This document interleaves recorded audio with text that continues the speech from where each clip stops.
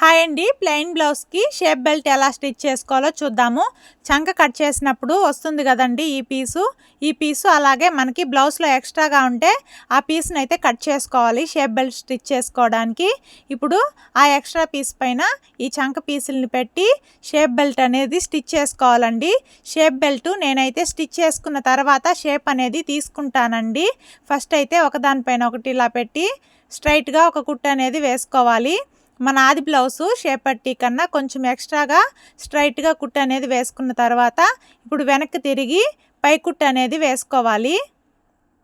ఇలా రెండు పీసులకు కూడా పై కుట్టు అనేది వేసుకోవాలండి. ఇలా వేసుకున్న తర్వాత ఈ రెండు పీసుల్ని ఒకదానిపైన ఒకటి ఇలా నీట్గా అడ్జస్ట్ చేసుకొని క్రాస్ ఉంటే కట్ చేసుకోవాలి.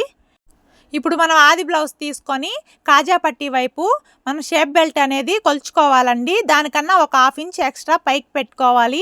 అలాగే మెయిన్ డాట్ దగ్గర కొలత అనేది పట్టుకోవాలి.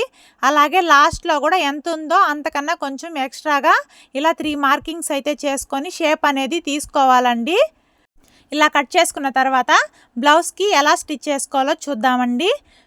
ఇప్పుడు షేప్ బెల్ట్ అనేది కింది వైపు పెట్టి మనము ఫ్రంట్ పార్ట్ మెయిన్ సైడు కింది వైపుకి వచ్చేలాగా పెట్టి ఒక 1/2 ఇంచ్ వెడల్పుతో ఒక కుట్టు వేసుకోవాలండి.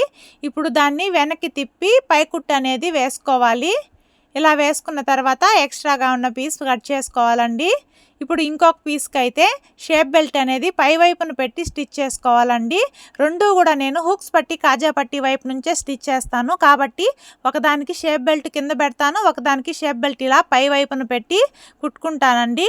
ఇలా కుట్టుకున్న తర్వాత షేప్ బెల్ట్కి ఇలా పైనుంచి పై కుట్టు వేస్తే బాగా అణిగినట్టు వచ్చి స్టిఫ్గా ఉంటుంది. నెక్స్ట్ వీడియోలో హుక్స్ పట్టి కాజా పట్టి ఎలా స్టిచ్ చేసుకోవాలో చూద్దాము.